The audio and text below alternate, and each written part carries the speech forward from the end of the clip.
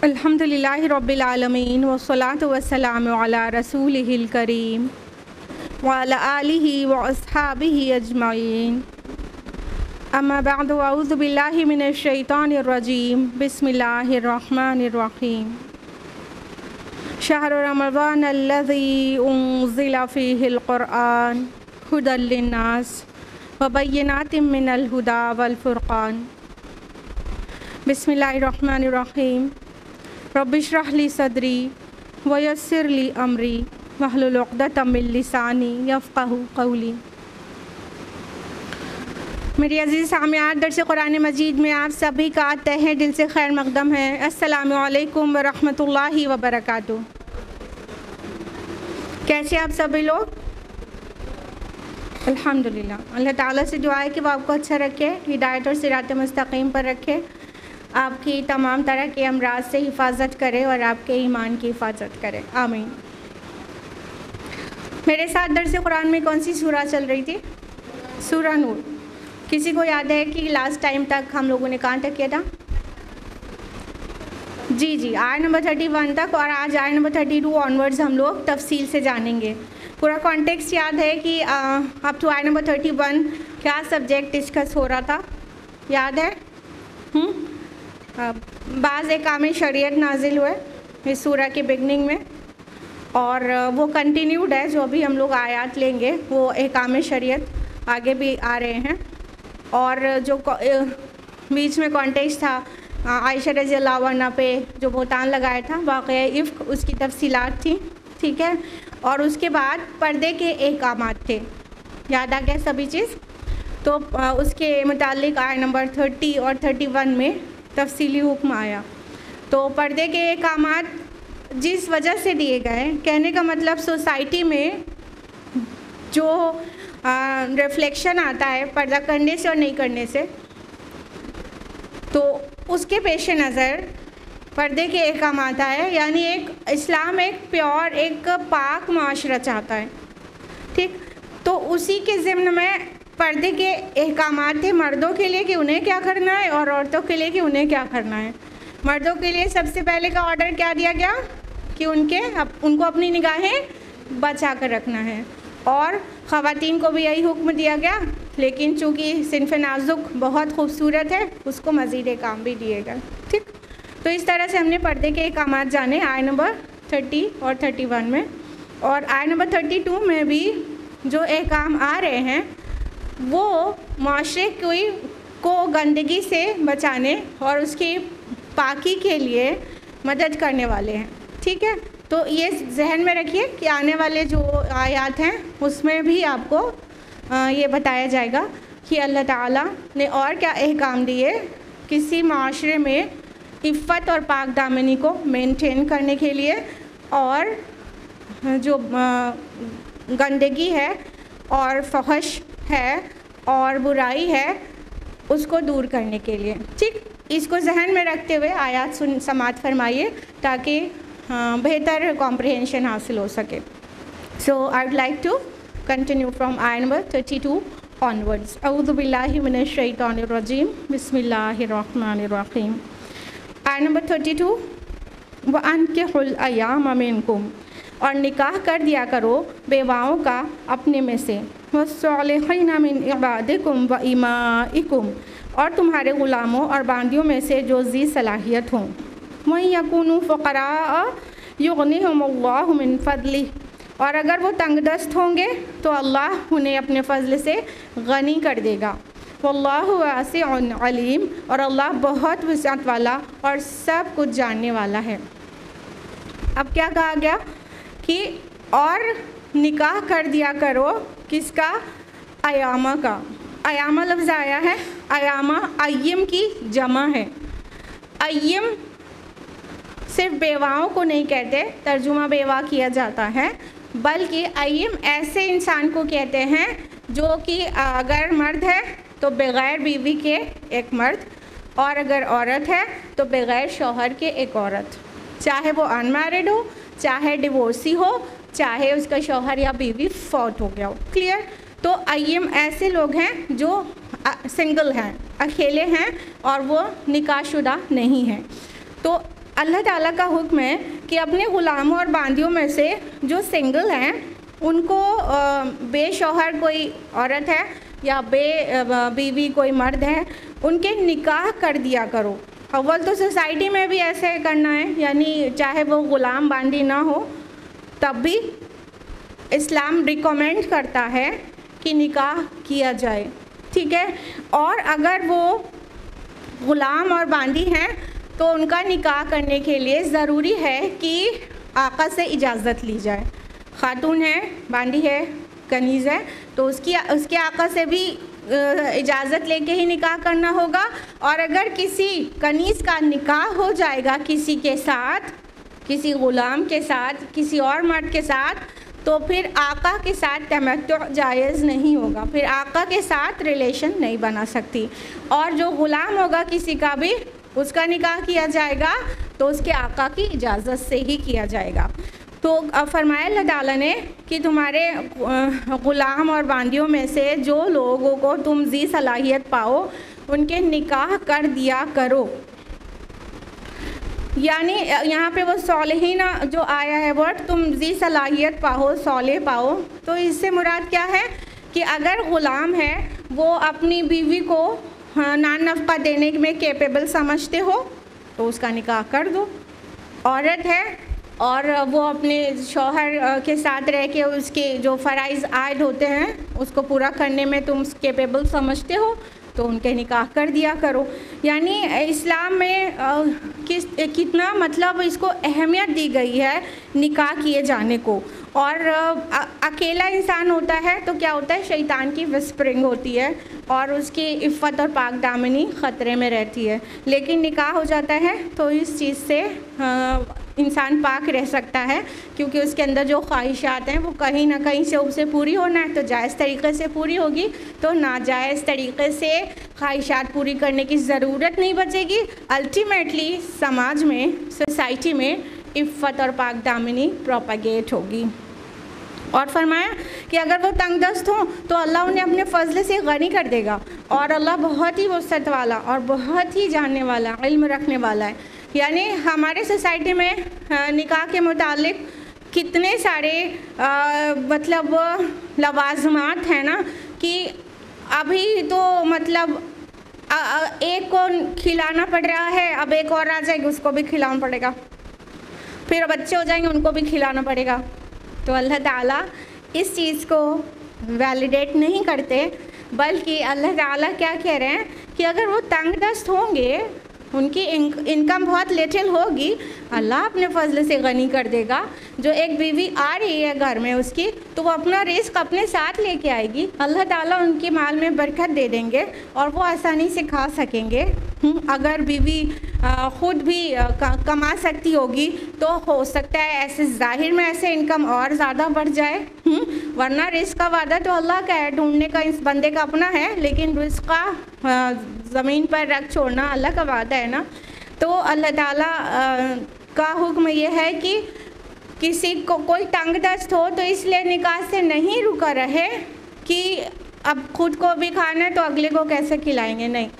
اور ہمارے سماج میں تو اور بہت سارے فسادات اور بہت سارے لوازمات بنائے گئے ہیں کہ پورا ویل سیٹلڈ ہو، پوری اچھی ہائی سیلری جاب ہو جائے، گھر بھی بالکل مینٹین ہو جائے تو کریں، اور سارے مہمان آئیں اور ان کی ہم خاطر کر سکیں تو کریں. تو کتنے سارے ہم نے پابندیاں لگا لی نکاح کے اوپر، تو لہٰذا کیا ہوتا ہے بہت بہت دن تک نکاح ٹلتے رہتے ہیں اور آدھی عمر گزر جاتی ہے، نکاح ہی نہیں ہوا رہتا. جب عمر ڈھلنے لگتی ہے اس وقت نکاح ہوتا ہے، تو نہ جانے کتنے گناہ اس وقت تک ہو چکے رہتے ہیں. ہو ہی رہا ہے کہ نہیں ہو رہا؟ تو اللہ تعالیٰ یہ اس کو ویلیڈیٹ نہیں کرتا کہ ہاں وہ غنی نہیں ہے تو بہت تنگ دست ہے، نہیں. اللہ تعالیٰ اس کی تنگ دستی میں اسے کشادگی دے دے گا. اللہ تعالیٰ کشادگی دینے والا ہے.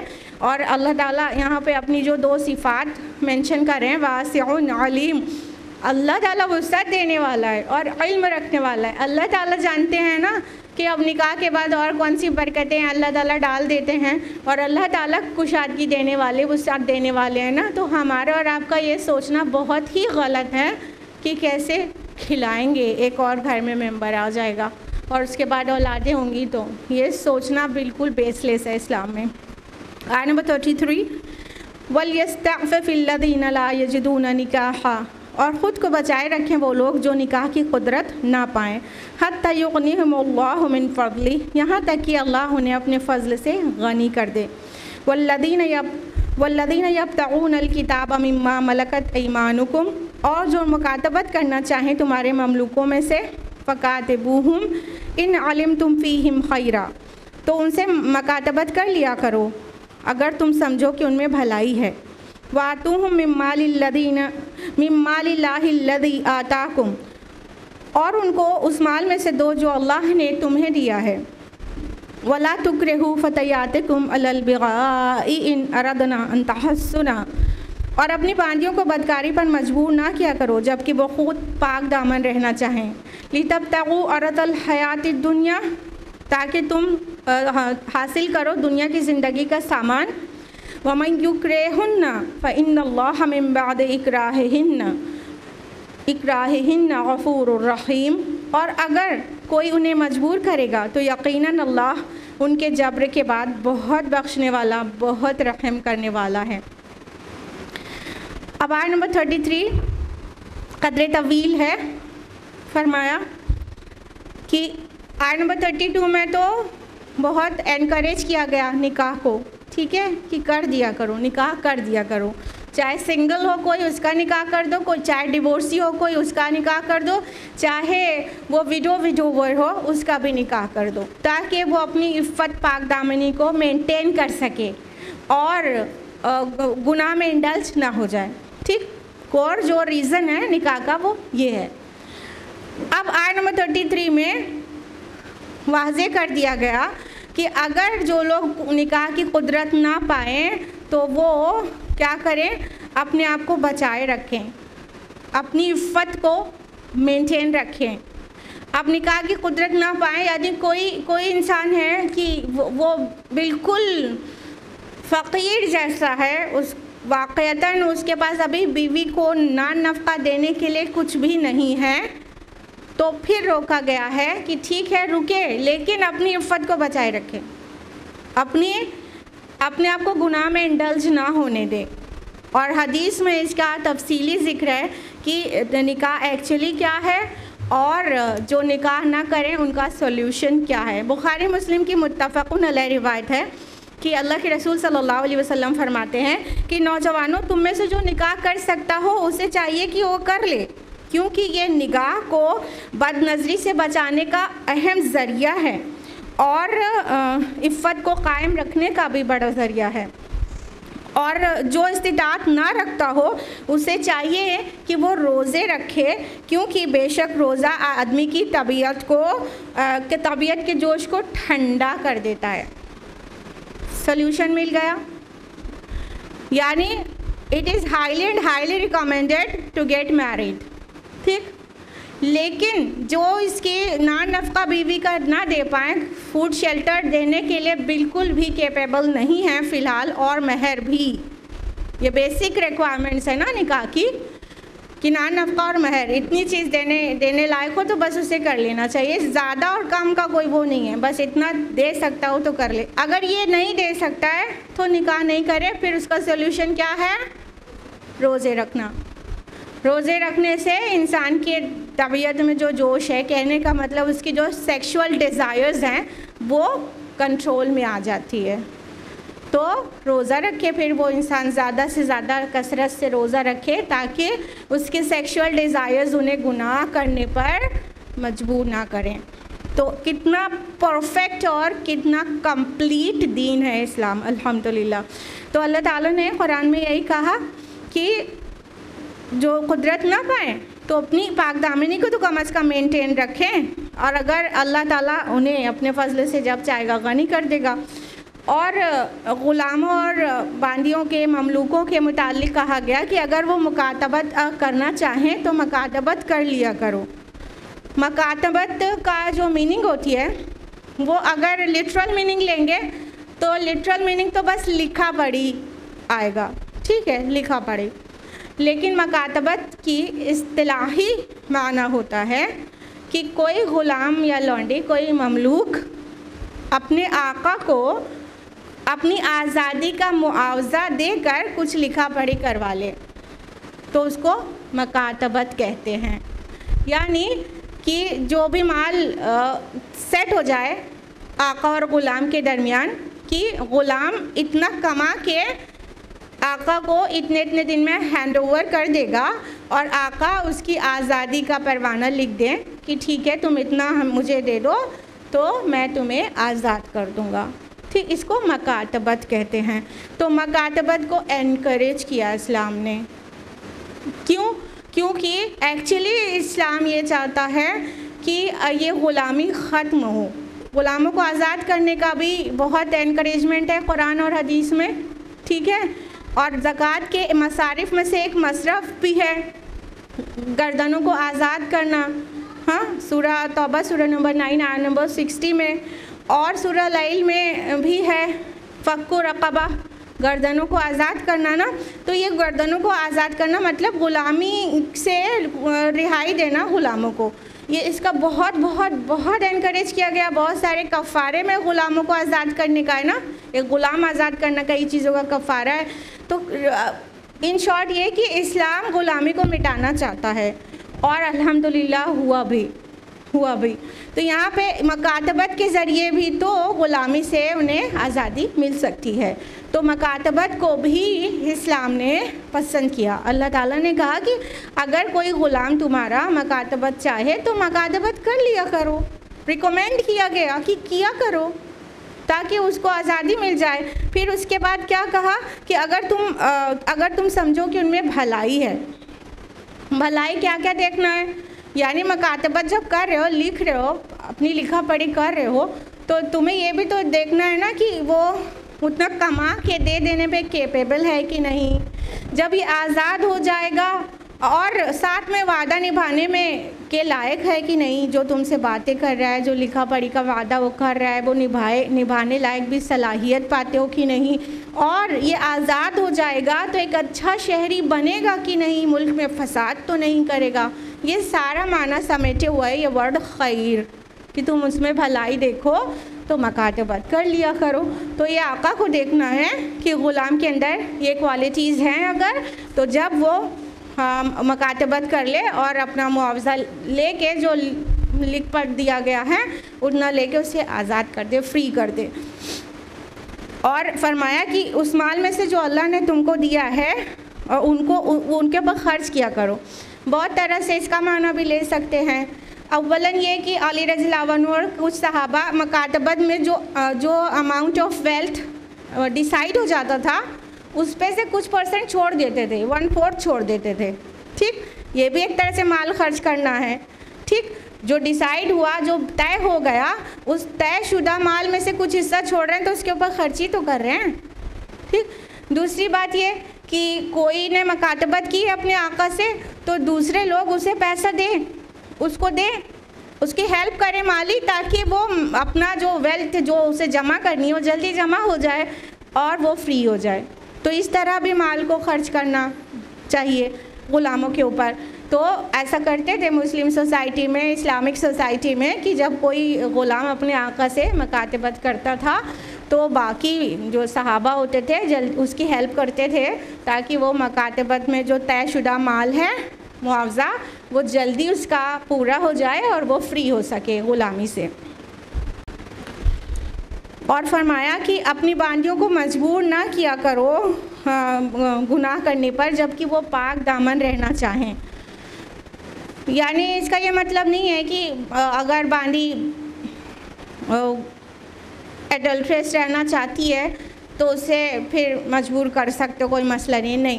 ایکچولی ہوتا کیا تھا کہ عربوں کے یہاں ایک رواج تھا کہ اپنی باندیوں سے، اپنی کنیزوں سے پیشہ کرواتے تھے، ان سے پروسٹیٹیوشن کرواتے تھے اور اس سے جو مال ملتا تھا خود کھاتے تھے.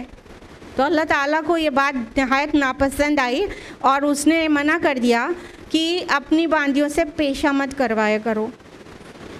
یعنی یہ بالکل جائز نہیں رہا کسی بھی مسلمان کے لیے کہ اپنی کنیز کو دوسروں کے ساتھ ریلیشن بنانے کے لیے چھوڑے اور اس سے پیسہ لے کے وہ آئے اور اس مال کو کھائے. یہ حرام ارننگ ہو گئی. تو منع کیا گیا کہ پروسٹیٹیوشن مت کرایا کرو اپنی کنیزوں اپنی باندیوں سے, اپنی سلیو ویمن سے مت کرایا کرو. یہ کہا گیا اگر وہ پاک دامن رہنا چاہیں, اس کا مطلب یہ نہیں ہے کہ وہ پاک دامن خود سے نہ رہنا چاہیں تو کروا سکتے ہو, نہیں. یہ ایک بات بتائی گئی ہے کہ اکثر خواتین تو پاک دامن رہنا چاہتی ہیں, تو وہ پاک دامن رہنا چاہتی ہیں, تم ان سے اتنا بڑا گناہ کرواتے ہو. غلاموں اور کنیزوں اور باندیوں کا کیا سٹیٹس ہوتا تھا کہ اپنی ول سے تو کچھ بھی نہیں کر سکتے تھے, سب کچھ آقا کی ول سے کرنا ہوتا تھا. تو آقا اگر زبردستی کرے گا کہ پروسٹیٹیوشن کر کے تم کچھ ارن کر کے لاؤ تو ان کو کرنا پڑتا تھا. تو اور ان میں سے جو پاک دامن رہنا بھی چاہتی تھی نہیں رہ پاتی تھیں کیونکہ آقا کا حکم ہے.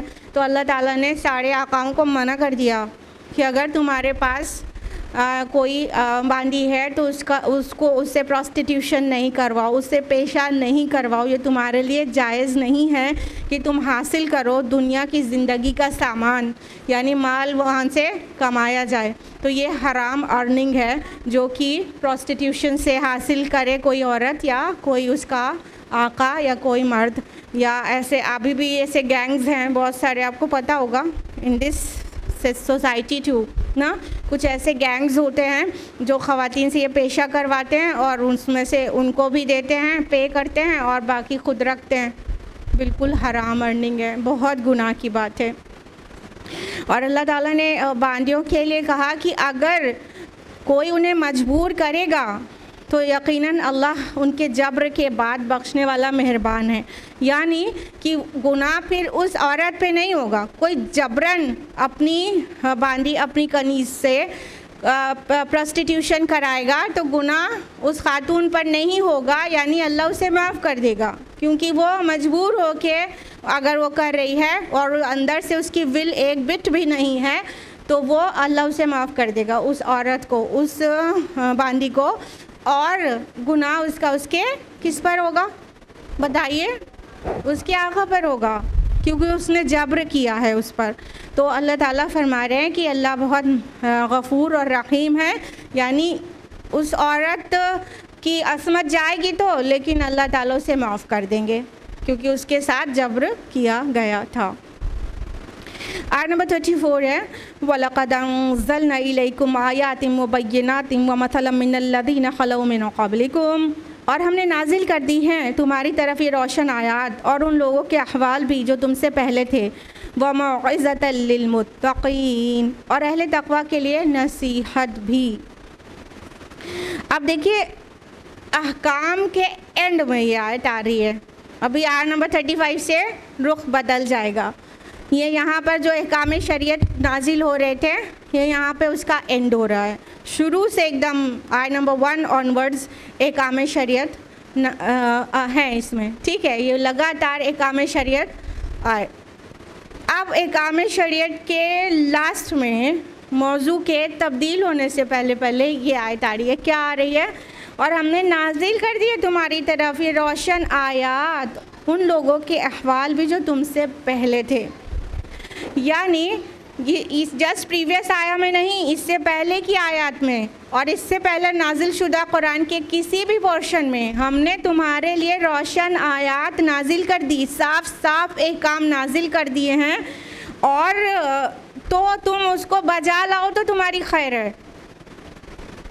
اور اگر تم نے اس کو اوبے کرنے میں, اللہ کے احکام کو اور سارے قوانین کو فالو کرنے میں کوئی بھی کجی کی, کوئی بھی کمی کی, کوئی بھی انحراف کیا تو جان لو کہ ہم نے تم سے پہلے لوگوں کے احوال بھی اسی قرآن میں بیان کر دیے ہیں.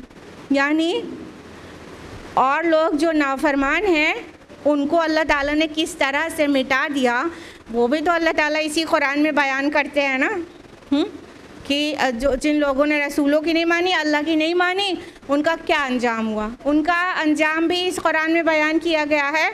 تو سمجھا دیا گیا کہ اے مسلمانوں تمہارے لیے جو احکام شریعت نازل ہو گیا ہے تم اس کو مان لو تو تمہارے لیے خیر ہے، اور اگر نہیں مانو گے تو سمجھ جاؤ کہ تم سے پہلے کے لوگوں نے بھی نافرمانی کی تھی، ان کا کیا انجام ہوا اسی کتاب میں دیکھ لو تم۔ قوم نوح کا کیا انجام ہوا، قوم لوط کا کیا انجام ہوا، اور قوم شعیب کا کیا انجام ہوا، اور آل فرعون کا کیا انجام ہوا۔ یہ تمام رسول علیہم السلام، ان سب کی جو واردات قرآن مجید میں ہیں، جو ان کے حقائق اور قصص ہیں، وہ سب بیان کر رہے ہیں نا کہ اللہ اور رسول کی نافرمانی کرنے کا کیا انجام ہوتا ہے اس دنیا میں، اور آخرت کا انجام بھی قرآن بیان کرتا رہتا ہے۔ لہٰذا یہاں پہ ایک وارننگ دی گئی ہے اس آیت میں کہ اور ہم نے نازل کر دی ہیں تمہارے لیے یہ روشن آیات، اور ان لوگوں کے احوال بھی جو تم سے پہلے تھے، تو اور اہل تقویٰ کے لیے نصیحت بھی نازل کر دی۔ یعنی یہی ساری چیزیں اہل تقویٰ کے لیے نصیحت ہیں، متقین کے لیے نصیحت ہیں، لیکن یہ چیزیں نصیحت کس کے لیے نہیں بنتی؟ جو فاسق ہیں، فاجر ہیں، جن کے دلوں میں ایمان نہیں ہے، ان کے لیے کوئی نصیحت نہیں بنتی۔ وہی آیات جو متقین کے لیے ہدایت اور نصیحت بن جاتی ہیں۔ سورہ یونس سورہ نمبر 10 آیت نمبر 57 میں واضح کیا گیا نا، یا ایھا الناس قد جاءتکم موعظۃ من ربکم وشفاء لما فی الصدور وہدی ورحمۃ للمؤمنین۔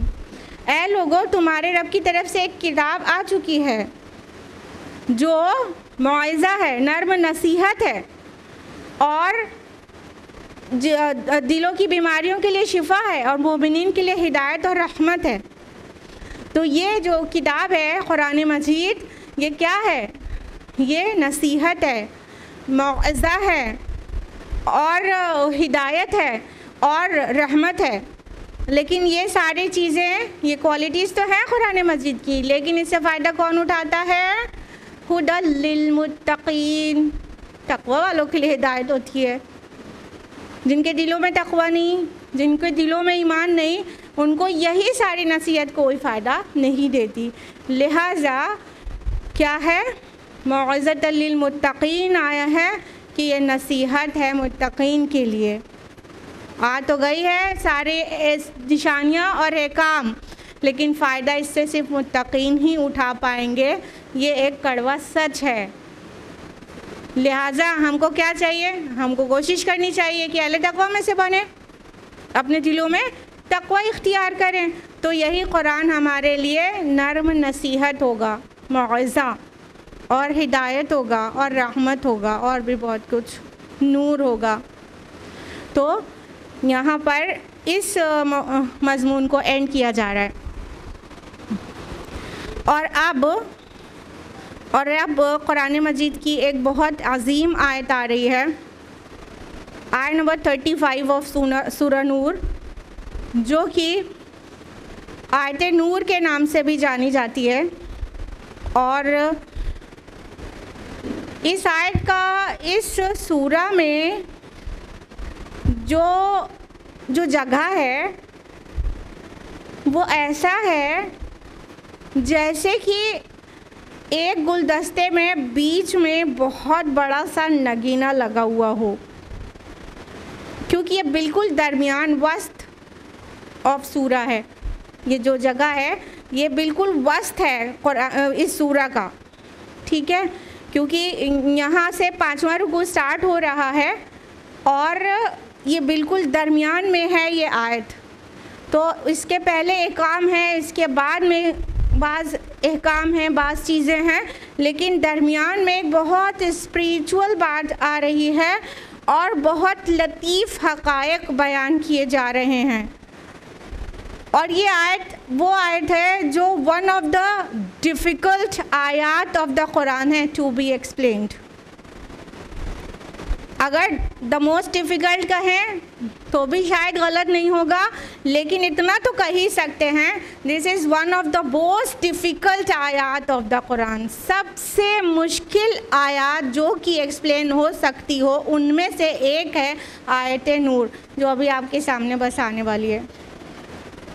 اس سورہ میں جو جو ڈسکشنز ہیں اس کی مشابہت سورہ احزاب سے ہے، اگر آپ نے مطالعہ کیا ہے سورہ احزاب کا بھی اور سورہ نور کا بھی، ٹھیک ہے.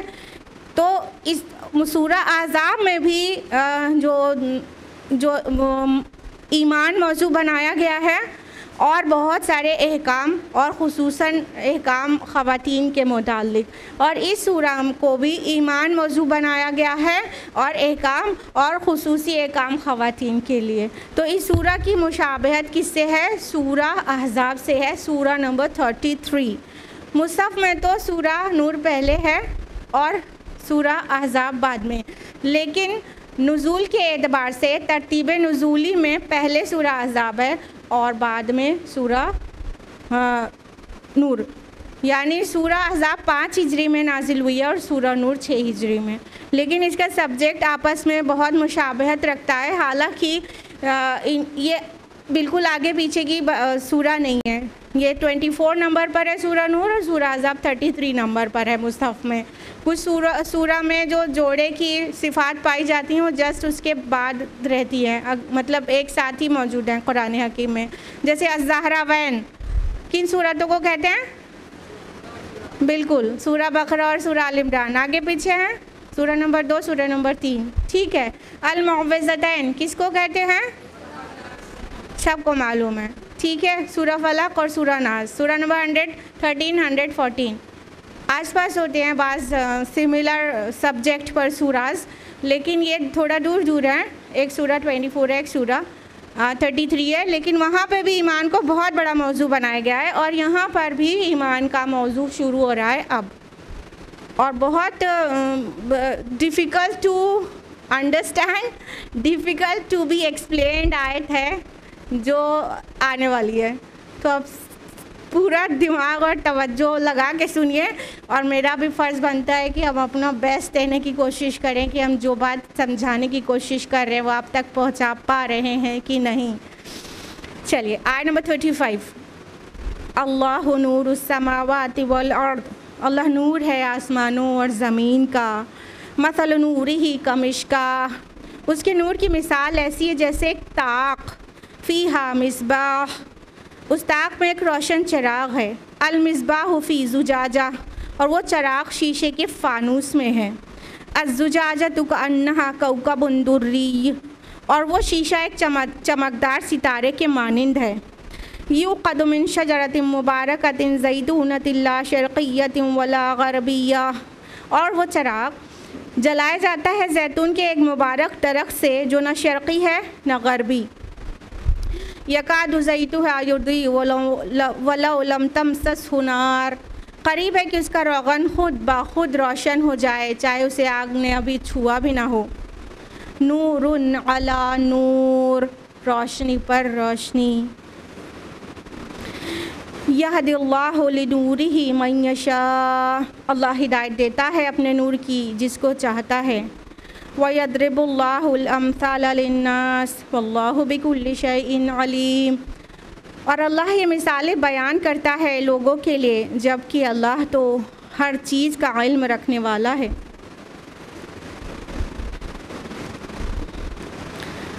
دیکھیے جو آیت ہے آیت نمبر 35، اس کے بہت سارے انٹرپریٹیشنز ہیں، ایک نہیں کئی، ایک دو نہیں کئی سارے انٹرپریٹیشنز ہیں. تو جو موسٹ پرومیننٹ انٹرپریٹیشن ہے وہ ہم آپ کو بتائیں گے پہلے، ٹھیک ہے. چلیے اللہ تعالیٰ نے فرمایا کہ اللہ نور السماوات والارض، اللہ نور ہے آسمانوں اور زمین کا. کیا مطلب ہے اس کا؟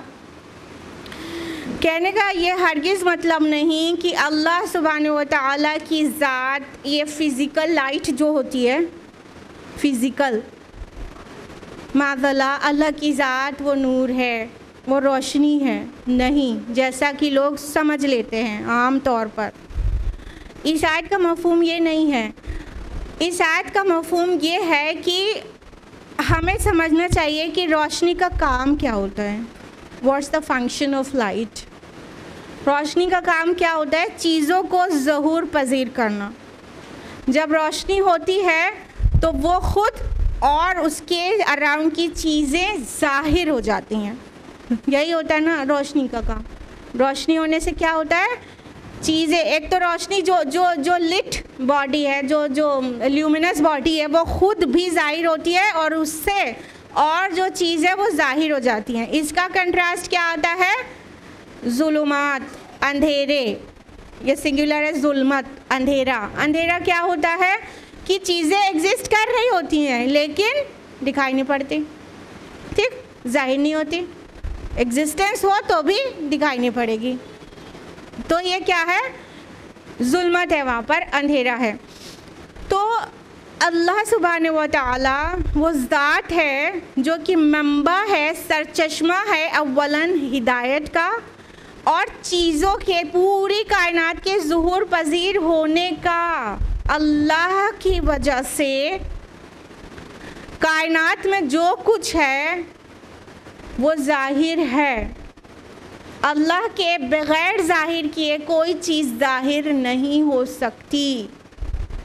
اس معنی میں اللہ نور ہے، یعنی اس کی فنکشن کی طرف لیں گے نور کا مطلب. لیکن اگر ہم نے معاذ اللہ تعالیٰ کو لائٹ سمجھ لیا، یہ جو فزکس میں لائٹ پڑھتے ہیں چیپٹر، وہ لائٹ سمجھ لیا، چاہے کہ وہ سن لائٹ ہو یا آرٹیفیشیل لائٹ، یہ جو آپ کے بلبس ہوتے ہیں وہ ہو، اگر اس لائٹ کو سمجھ لیا تو ہم نے بہت بڑی غلطی کی. ہم نے اللہ تعالیٰ کو مطلب اس کو جسم دے دیا، معاذ اللہ نا، فزیکل کوانٹیٹی میں اس کو قید کر دیا. یہ بہت بڑی غلطی ہے سمجھ کی. تو اللہ تعالیٰ اس معنی میں نور نہیں ہے. اور اگر اس معنی میں لیں کہ اللہ تعالیٰ کی ذات جو وہ سبب ظہور ہے، اس کی وجہ سے جو چیز ہے وہ ظاہر ہے. اور علم کو بھی نور کہتے ہیں نا. علم آیا تو چیزیں سمجھ میں آئی، سجھائی دیں. علم نہیں ہے تو چیزیں سجھائی نہیں دے رہی، سمجھائی نہیں دے رہی. ہاں، تو کیا ہے؟ وہ ظلمات ہے، اندھیرے ہیں. تو اللہ تعالیٰ منبع علم بھی ہے، سورس آف آل نالج نا. اور اللہ تعالیٰ منبع ہدایت بھی ہے، کیونکہ ہدایت بھی نور ہے، روشنی ہے. اگر ہدایت نہیں تو چیزوں کی حقیقت سمجھ میں کہاں آ رہی ہے؟ چیزیں ہیں ساری لیکن سمجھ میں کچھ نہیں آ رہا ہے، صحیح نہیں دیکھ پا رہے ہیں، بصیرت نہیں ہے. بصارت ہے، روشنی بھی ہے لیکن بصیرت نہیں ملتی. اس لیے اللہ تعالیٰ منبع ہدایت ہے، سرچشمہ ہدایت ہے. اللہ تعالیٰ منبع علم ہے، اور اللہ تعالیٰ جو سبب ظہور ہے ہر چیز کا. ٹھیک ہے، اس معنی میں لیں گے اللہ نور السماوات والارض. ٹھیک، مثل نورہ کمشکاۃ، اس کے نور کی مثال ایسی ہے جیسے طاق.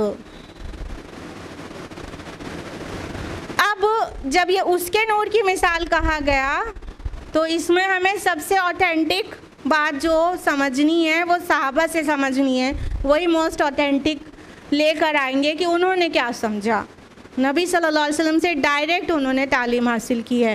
تو اکارڈنگ ٹو عبداللہ ابن عباس، مثل نورہ فی قلب المؤمن ہے، اس کے نور کی مثال قلب مومن میں، یعنی قلب مومن میں جو ایمان والا نور ہے، یہ اس کی مثال دی جا رہی ہے جو آگے دی جائے گی. ٹھیک.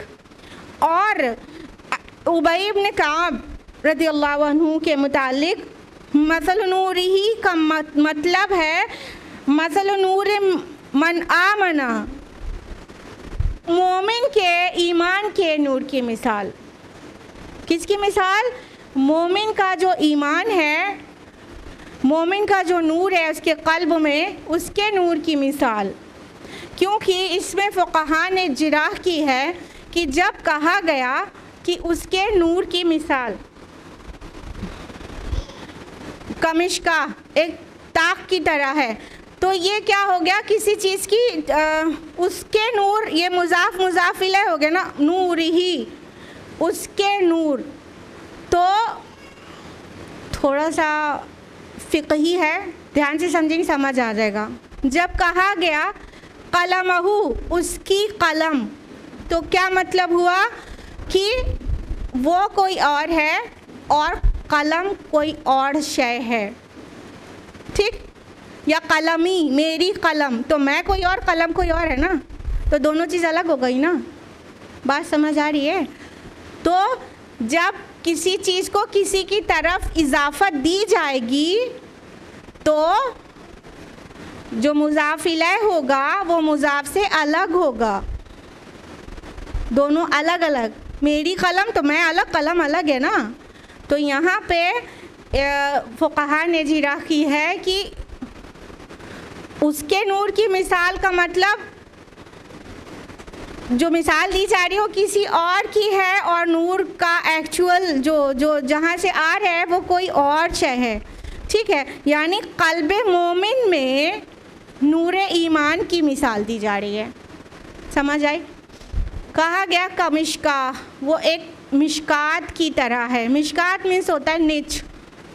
جو پہلے کے زمانے میں دیوار کے اندر ایک وہ ہوتا تھا نا طاق, کس لیے ہوتا تھا وہ؟ چراغ رکھنے کے لیے. ٹھیک ہے, 3 سائڈ سے وہ پیک ہوتا تھا, صرف اس کا ایک سائڈ کھلا ہوتا تھا. 3 سائڈ پہ دیواریں, ایک سائڈ خالی کھلا. چراغ اس پر رکھا جاتا تھا اور اس کا شیپ ایسا بنایا جاتا تھا کہ اس سے زیادہ روشنی کمرے میں پھیلے. 3 سائڈ سے پیک ہونے کا بھی یہی فائدہ ہے کہ روشنی کا جو ہو, رخ ہو, وہ ایک طرف ہو تاکہ زیادہ روشنی پھیل سکے, جس مقصد سے بنایا گیا. تو کہا گیا اس کے نور کی مثال ایسی ہے جیسے ایک طاق, یعنی قلب مومن میں نور ایمان کی مثال ایسے ہے جیسے ایک طاق, اور فیہا مصباح, جس میں ایک رکھا ہو چراغ. مصباح جو ورڈ ہے, مصباح میں چراغ ہوتا ہے نا, پتہ ہوگا. اور مصباح جو ہے صبح سے ہے. صبح جب آتی ہے تو روشنی ہو جاتی ہے نا, تو مصباح وہیں سے ٹیکن ہے. اور عربی زبان میں ایک مقولہ ہے جس کا مفہوم یہ ہے کہ صبح کا آنا چراغ کی ضرورت کو ختم کر دیتا ہے. ٹھیک, تو اس میں ایک مصباح ہے, ایک چراغ ہے. المصباح فی زجاجہ, اور وہ چراغ ایک زجاجہ کے اندر ہے. زجاجہ شیشے کو کہتے ہیں, شیشے کی اس قندیل کو کہتے ہیں جو اس چراغ کو پروٹیکٹ کرنے اور زیادہ روشن ہونے کے لیے لگائی جاتی ہے. ٹھیک, شیشے کی قندیل دیکھی ہے, مطلب چراغ ہے, اس میں 10 طرف سے ہوا لگے گی بجھ جائے گا, تو اس کے اوپر شیشے کا ایک کور چڑھاتے ہیں, اور بہت سارے فانوس ہوتا ہے, تو فانوس بھی اسی کو کہتے ہیں نا. بہت سارے گلاسز کے اندر رکھا ہوا جو چراغ ہوتا ہے, پھر اس کو فانوس کہتے ہیں. تو یہ جو فانوس ہوتا ہے اس کے دو کام ہوتا ہے. ایک تو روشنی کو بجھنے نہیں دیتا ہے, دوسرا اس کو اور زیادہ روشن کر دیتا ہے. اور یہ کام شیشے کا آج تک بھی ہے. آپ یہ دیکھیے, ساری لائٹس دیکھیے, اس کو پھوڑ دیجئے, جس کے شیشے کو, چاہے ٹیوب لائٹ ہو, چاہے LED لائٹ ہو, چاہے کوئی سی بھی لائٹ ہو, اس کے شیشے کو توڑ دیجئے. اتنی روشنی آئے گی باہر, جبکہ فلامنٹ ابھی باقی ہوگا. جو چیز جل کے روشن ہوا ہے آپ کا کمرہ, وہ فلامنٹ ابھی باقی ہے, لیکن آپ بلب کے کانچ کو توڑ دیجئے, پھر فلامنٹ کی جو روشنی ہے اس سے پورا کمرہ روشن رہتا ہے؟ نہیں. تو وہ شیشہ اور زیادہ روشنی کو بڑھا دیتا ہے. فرمایا اور الزجاجۃ کأنہا کوکب دری, اور وہ شیشہ ایک چمکدار ستارے کی طرح ہے. اب ساری انٹینسٹی بیان کی جا رہی ہے. اب آپ اس کو امیجن کریے چیسٹ آف دا مومن میں, چیسٹ آف ہیومن بینگ. مومن اس لیے کہا کیونکہ کہا جا رہا ہے اس کے نور کی مثال, اور صحابہ کہہ رہے قلب مومن میں نور ایمان کی مثال دی جا رہی ہے. ٹھیک, اب اس کو چیسٹ میں امیجن کریے کہ چیسٹ میں جو چیسٹ کی کیویٹی ہے اس کا جو باٹم ہے وہ ڈائفرام ہے. پڑھا ہے بائیولوجی تھوڑی بہت. ڈائفرام ہے, اس سے چیسٹ کیویٹی ایبڈومینل کیویٹی سے الگ ہو جاتی ہے. اور اس کے اندر رب ہے. رب کیج جو ہے اس کا شیپ کچھ ایسا ہے, ٹاک کی طرح نہیں, نیچے سے ربس چوڑی ہے, اوپر جا کے پتلی ہو جا رہی ہے. تو اس کا جو اس کے قلب مومن میں نور ایمان کی مثال کیسی ہے؟ جیسے کہ ایک طاق.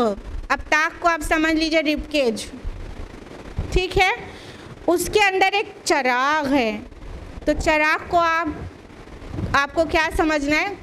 قلب، بالکل صحیح، قلب، کیونکہ قلب کے اندر ہی تو روح رہتی ہے، چاہے اس کو جو وہ مومن کی روح کہیے، چاہے اس کو مومن کا ایمان کہیے، دونوں اتنی لطیف چیزیں ہیں، ٹھیک ہے؟ تو جو ایمان ہے یا وہ روح ہے، وہ قلب، اس کا مسکن قلب ہے نا، دل ہے نا. تو یہ رب کیج ہے جو مشکاہ کی طرح دکھ رہا ہے، یعنی طاق کی طرح، اس کے اندر مصباح ہے، ٹھیک ہے؟ اور اس مصباح یعنی اس چراغ کے اوپر ایک زجاجہ ہے، شیشے کا کورنگ ہے، ٹھیک؟ تو قلب مومن میں اگر ایسے بایولوجیکل باڈی میں دیکھیں تو اس طرح سے اس کی مثال کو سمجھ سکتے ہیں، ورنہ جو اس کا جو ان سب چیزوں کا مقصد ہے وہ بیان کرنا ہے قلب مومن میں نور ایمان کی مثال کیسی ہے. بات آگے بڑھے گی تو سمجھ میں آئے گی کہ نور ایمان کی مثال کا کیا مطلب ہے. اولاً ہمیں یہ سمجھنا چاہیے کہ نور بھی دو طرح کے ہوتے ہیں، ایک نور خلق، ایک نور مخلوق، کریٹڈ لائٹ، ٹھیک ہے؟ دوسرا نور غیر مخلوق. اور نور غیر مخلوق جو کریٹڈ نہیں ہے، نور غیر مخلوق میں جو دو طرح کے نور ہیں، دو طرح کی روشنیاں ہیں، ایک حسی جیسے کہ سورج چاند وغیرہ، اور دوسری معنوی جیسے کہ علم اور ہدایت وغیرہ، ٹھیک ہے؟ تو نور کو ڈفرینشیٹ کرنا بہت ضروری ہے کہ نور، سارے نور کو ایک طرح نہ سمجھ لیں کہ اللہ تعالیٰ کہہ رہے ہیں قلب مومن میں اس کے نور کی مثال تو آپ یہ والی لائٹ سمجھ لیں جو سورج سے چلی آ رہی ہے، نہیں، یہ والی لائٹ کی بات ہی نہیں ہو رہی ہے. تو اللہ تعالیٰ آگے فرما رہے ہیں کہ وہ چراغ جلایا جاتا ہے زیتون کے ایک مبارک درخت سے جو نہ شرقی ہے نہ غربی. یعنی قلب مومن میں جو نور ایمان ہے اس کی مثال ایک مصباح یعنی چراغ کی سی ہے، اور اس چراغ کو جلایا کس تیل سے جاتا ہے؟ وہ بہت مبارک تیل سے جل رہا ہے، اور وہ مبارک تیل کی وہ برکت بتانے کے لیے اس کو مثال دی گئی اس سے، زیتون کے تیل سے، اور ایسے زیتون کے تیل سے جو ایسے درخت سے آیا ہو جو نہ شرقی ہو نہ غربی. اس کا کیا مطلب ہے؟ ایکچولی ہمارے یہاں زیتون ہوتا نہیں ہے تو ہم لوگ اس کو بہت اچھی طرح جانتے نہیں ہیں. تو جن علاقے میں زیتون کا درخت ہوتا ہے وہ لوگ یہ سب چیز کو بہت اچھی طرح جانتے ہیں کہ اگر کوئی پیڑ ہے شرقی ہے یا غربی ہے، یا کہنے کا مطلب اسے لائٹ، جو سن لائٹ ہے صرف ایک طرف سے مل رہی ہے، ہاں، تو مشرق کی طرف سے لائٹ مل رہی ہے تو بہت اچھی بات ہے، لیکن جب وہ دن ڈھلتا ہے تو مغرب کی طرف سے اسے لائٹ نہیں ملتی، وہ پیڑوں کے جھنڈ میں ہے تو ادھر سے اسے لائٹ نہیں ملتی ہے، تو ایک وقت کی لائٹ ہی، ایک وقت کی روشنی ہی وہ اویل کر پا رہا ہے، تو اس کا تیل اتنا اچھا نہیں ہوتا ہے جتنا اچھا اس ٹری کا جو کہ اکیلا تنہا کسی اونچائی کے مقام پر ہو، جس کو لائٹ مشرق سے بھی یعنی ایسٹ سے بھی مل رہی ہے صبح کے ٹائم پہ، اور ویسٹ سے بھی مل رہی ہے دوپہر سے لے کے شام تک بھی، پورے ٹائم وہ سورج کی روشنی کو اویل کر رہا ہے. تو اس کا جو زیتون ہوگا، اس سے جو تیل نکالا جائے گا وہ بہت اچھا جلے گا اگر اسے جلانے کے لیے استعمال کیا جائے. یعنی اس کی کوالٹی، اس کے اولیو آئل کی کوالٹی بیسٹ اس کی کوالٹی ہوگی جو نہ شرقی نہ غربی ہو، نہ ایسٹرن ہو نہ ویسٹرن ٹری ہو، اس ٹری کے اولیو کی آئل کی کوالٹی سب سے اچھی ہوگی. تو یہاں پر بات سمجھانا مقصود ہے کہ جتنا بیٹر آپ کے امیجنیشن میں آ سکتا ہے وہ لا دیا جائے، ٹھیک ہے؟ تو ایسے اس کے اندر جو تیل ہے وہ کہاں سے آتا ہے؟ ایسے زیتون سے جس کا آئل بیسٹ ہوتا ہے. ابھی اس آئل کو آپ وہ جو سرسوں کا تیل ہے اس سے کمپیئر نہیں کر سکتے کیونکہ وہ اتنا فلیمیبل نہیں ہوتا ہے، لیکن زیتون کا تیل جو کہ نہ شرقی نہ غربی درخت ہو، فل ٹائم کی لائٹ جس کو مل رہی ہو، اس کا اچھا فلیمیبل ہوتا ہے تیل. اور اس کو آگے اس کی انٹینسٹی کو بیان کرنے کے لیے اور یہ کہا گیا یکاد زیتها یضیء ولو لم تمسسہ نار. قریب ہے کہ اس کا روغن، اس کا تیل بھڑک اٹھے، اپنے آپ ابھی کی آگ نے اسے چھوا بھی نہیں، یعنی اتنا ہائیلی فلیمیبل ہو۔ مطلب آپ پیٹرول سے سمجھ سکتی ہیں شاید کہ پیٹرول ہوتا ہے، پیٹرول سے کو ہمیں اس میں چراغ میں ڈال کے اس میں فتیلہ لگا کے اس میں جلانے کی ضرورت نہیں ہے نا، ایک چنگاری بھر اسے لگا دیں گے تو پیٹرول بھڑک جائے گا نا۔ اور جب جو سرسوں کا تیل یا کسی تیل سے چراغ جلایا جاتا ہے تو وہ اپنے آپ نہیں جلتا نا، اگر آپ میچ باکس سے ماچس جلا کر کڑوے تیل کے کٹوری میں ڈال دے جل جائے گا تیل؟ نہیں جلے گا نا، اس میں کیا کرنا پڑے گا آپ کو؟ ایک فتیل لگانا پڑے گا، ایک کپڑے کی بتی ڈال کے اس کے مدد سے جلانا پڑے گا نا۔ تو اس طرح آپ کنٹراسٹ سمجھیے، اس ٹائم پیٹرولیم تو وجود میں تھا نہیں، لہٰذا یہاں پہ پیٹرولیم کی مثال نہیں دی گئی ہے، لیکن آپ کو سمجھانے کے لیے ہم پیٹرول کی مثال دے رہے ہیں کہ پیٹرول وہ آئل ہے ابھی کہ بس اسے ایک چنگاری بھر، لائٹر کی ایک چنگاری بھر مل جائے بھڑک کے جل جائے گا، اس میں کپڑا لگا کے جلانے کی ضرورت نہیں ہے۔ تو یہ کہنا یہ یہاں پہ یہ مقصود ہے کہ وہ اتنا ہائیلی فلیمیبل ہے وہ تیل کہ اس میں آگ کو ابھی ٹچ بھی نہ کرو، لگتا ہے اپنے آپ ہی بھڑک اٹھے گا۔ نور علی نور، روشنی پر روشنی۔ اب سمجھتے ہیں اس بات کو اور بہتر طریقے سے۔ قلب مومن میں نور ایمان کی مثال ایسی ہے جیسے کہ تاک میں ایک چراغ ہو، ایک تاک ہو، اس کے اندر ایک چراغ ہو، اور اس کا چراغ کے آؤٹر کورنگ جو ہے وہ بھی شیشے کی ہے، اور شیشہ بھی کیسا ہے؟ ستارے کی طرح چمکتا ہوا، ستارے کی طرح چمکتا ہوا، ہاں۔ اور تیل بھی کیسا ڈالا جا رہا ہے اس کے اندر؟ ایسے زیتون کے تیل کا تیل جو کہ شرقی غربی بھی نہیں تھا، یعنی بہت اچھا فلیمیبل جو اپنے آپ بھڑک اٹھنے کے لیے تیار ہے۔ یعنی قلب مومن میں نور کی مثال، نور فطرت ہے قلب مومن میں، نور جو ہے وہ ایک نور فطرت ہے اور دوسرا نور وحی ہے۔ نور فطرت کیا ہے؟ جو اللہ تعالیٰ نے پہلے سے ہمارے اندر رکھ چھوڑا ہے۔ نور ایمان جو ہے اس کا نور فطرت جو ہے وہ اللہ تعالیٰ نے ہر انڈیویژول کے اندر رکھ چھوڑا ہے، جب تک کہ کوئی گناہوں سے اسے کثافت سے وہ اس نور کو کھو نہ دے۔ آپ کو پتہ ہے قلب جو ہے اس کے اوپر ایک گلاس ہے، اور یہ جو گلاس ہے زجاجہ، گناہ کریں گے تو اس زجاجہ پہ ایک بلیک اسپاٹ لگ جائے گا، ایک اور گناہ کریں گے اس پر ایک اور بلیک اسپاٹ لگ جائے گا۔ گناہوں سے اپنی زندگی کو پورا آلودہ کر دیں گے تو زجاجہ پورا بلیک ہو جائے گا۔ اب اندر ہے وہ اللہ تعالیٰ نے نور فطرت رکھا تھا، لیکن وہ نور فطرت سے باہر کی دنیا روشن ہو پا رہی ہے؟ پورا قلب، پورا چیسٹ روشن ہو پا رہا ہے؟ پوری زندگی ہدایت پہ آ پا رہی؟ نہیں آ رہی ہے، کیونکہ گناہوں سے ہم نے اسے آلودہ کر رکھا ہے۔ لیکن وہ یہاں پر مومن کے ایک دم کلائمیکس پہ جو مثال بیان کی جا رہی ہے کہ جو مومن بالکل پیور ہوتا ہے، جو فائنلی صدیق قرار پائے گا، اس کی مثال بیان کی جا رہی ہے کہ اس کے دل میں جو نور فطرت ہے وہ پورا مسلم ہے، اس کے زجاجہ پہ کوئی گناہوں کے بلیک اسپاٹس نہیں ہیں۔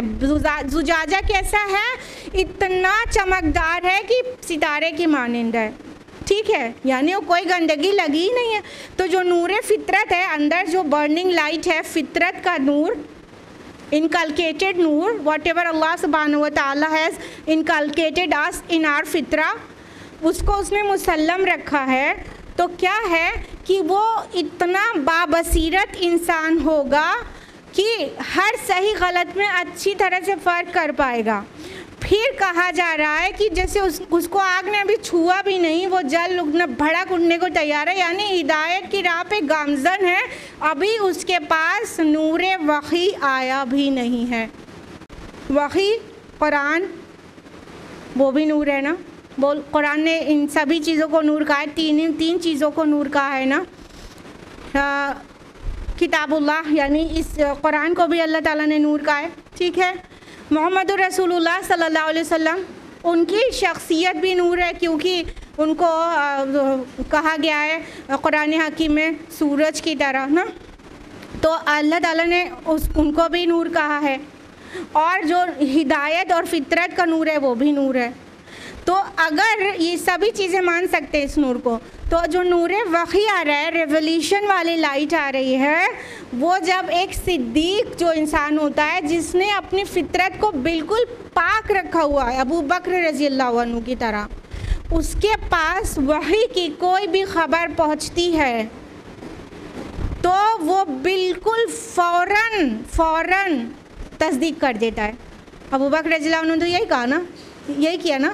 رسول اللہ صلی اللہ علیہ وسلم نے کیا فرمایا ابو بکر رضی اللہ عنہ کے بارے میں کہ میں نے جس کو بھی اسلام پیش کیا, دعوت دی, سب نے کچھ نہ کچھ تردد کیا, کچھ نہ کچھ پاز لیا, لیکن ابو بکر نے بالکل بھی نہیں.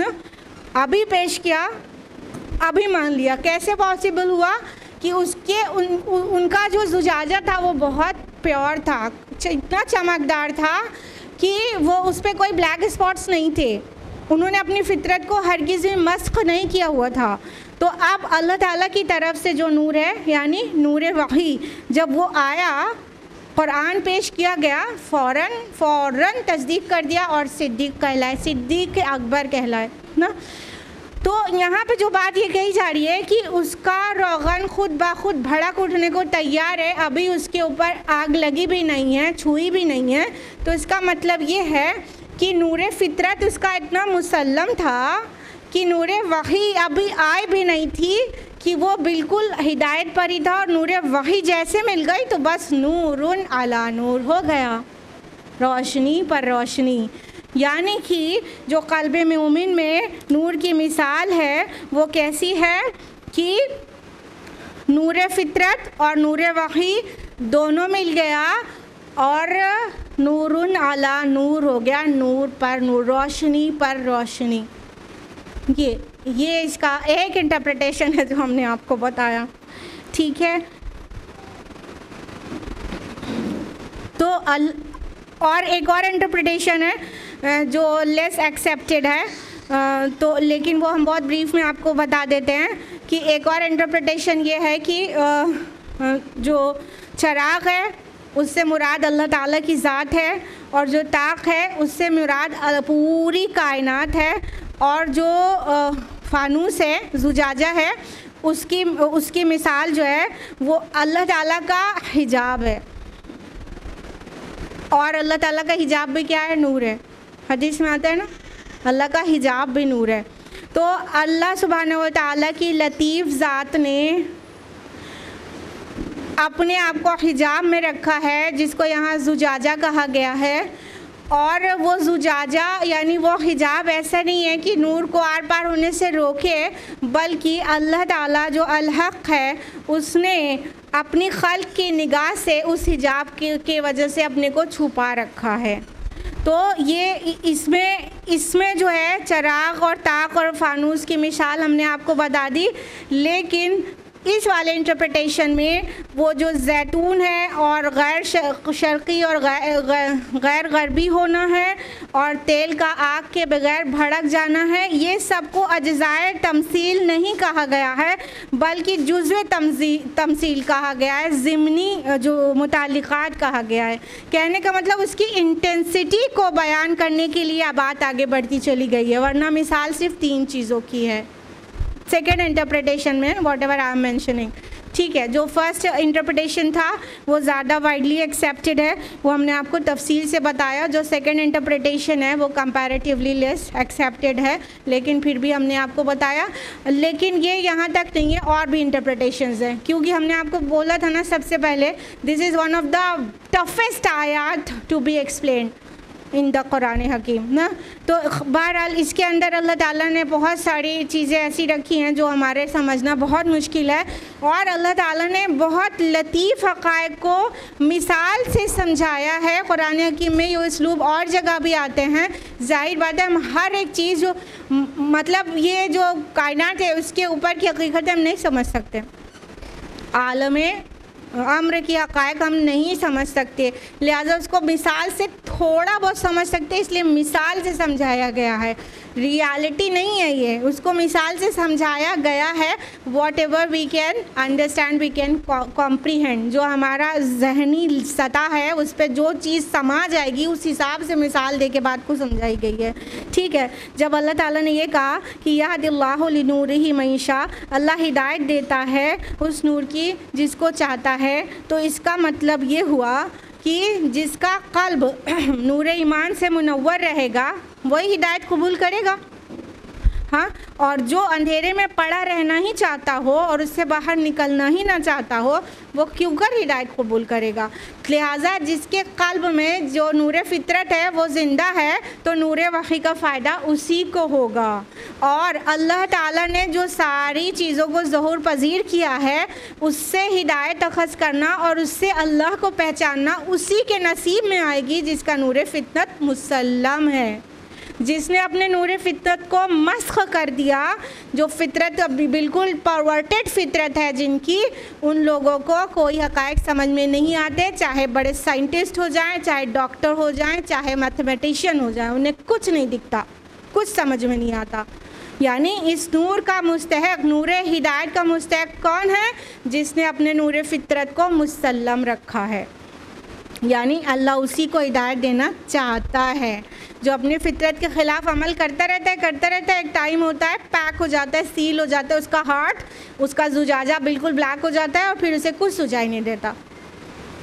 فرمایا کہ اللہ مثالیں بیان کرتا ہے لوگوں کے لیے، یعنی لوگوں کی رہنمائی کے لیے، جبکہ اللہ تعالیٰ تو ہر چیز کا علم رکھنے والا ہے، یعنی اللہ نے سارا علم تو اللہ کو ہی ہے، لیکن یہ روح، یہ اللہ کی ذات اور یہ وحی کی حقیقت، یہ سب اتنے لطیف حقائق ہیں کہ انسان کی سمجھ سے ماورا ثم وراء الورا ثم وراء الورا ہیں، لیکن اللہ تعالیٰ نے اسے مثال سے سمجھایا ہے۔ تو یہ مثال دے کے بات سمجھائی گئی ہے، بات ایکچول یہاں پر نہیں ہے، مثال دے کے سمجھائی گئی ہے، ایک کوشش ہے مثال دے کر سمجھانے کی، لیکن ریالٹیز کا کچھ بھی ادراک و فہم صرف اسی کو ہو پاتا ہے جو غور کرتا ہے اور ہدایت پانا چاہتا ہے۔ جہاں تک کہ اللہ سبحانہ و تعالیٰ کی ذات کا ادراک ہے تو وہ تو کسی کو حاصل ہو ہی نہیں سکتا۔ ابو بکر رضی اللہ عنہ یہ کہتے تھے کہ العجز عن درک ذات ادراک، اللہ تعالیٰ کی ذات کے ادراک سے عاجز ہونے کا اقرار کرنا ہی اصل ادراک ہے، یعنی we cannot understand the reality of اللہ سبحانہ و تعالیٰ۔ جب ہم ہینڈس اپ ہو جائیں کہ اللہ پاک ہم نہیں سمجھ سکتے، ہماری عقلیں آپ کی ذات کے متعلق چیزوں کو ریسیو کرنے اور انڈرسٹینڈ اور کمپریہینڈ کرنے سے عاجز ہیں، جب ہم یہ بات سمجھ جائیں تو یہی صحیح ادراک ہے اللہ تعالیٰ کا۔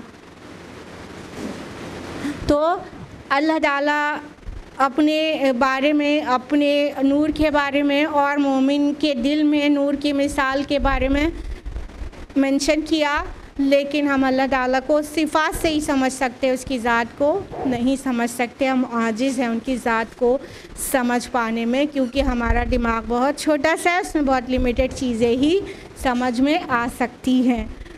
انشاءاللہ جب اللہ تعالیٰ قیامت کے دن ہمیں ایک براڈ بصیرت دے گا تب ہے کہ کچھ چیز بہتر سمجھ میں آئے، واللہ عالم۔ تو یہ تھا آیت نمبر 35 کا ایکسپلینیشن۔ آج کے لیے اتنا ہی۔ اللہ سبحانہ و تعالیٰ سے دعا ہے کہ وہ ہم سبھی کو قرآن مجید پڑھنے، سمجھنے، غور و فکر کرنے، عمل کرنے اور دوسروں تک پہنچانے کی توفیق عطا فرمائے۔ اللہ تعالیٰ ہمارے دل میں ایمان کی ایسی روشنی نصیب کرے جس سے نہ صرف ہماری ذات بلکہ پورا معاشرہ منور ہو جائے۔ اللہ تعالیٰ توفیق دے کہ ہم اپنے ایمان اور نور ایمان کی حفاظت کر سکیں، تاکہ روز آخرت ہمیں ہمارے سامنے ہمارے ایمان کا نور اور ہمارے داہنے ہمارے اعمال صالحات کا نور نصیب ہو سکے۔ آمین یا رب العالمین۔ وآخر دعوانا ان الحمد للہ رب العالمین۔ والسلام علیکم ورحمۃ اللہ وبرکاتہ۔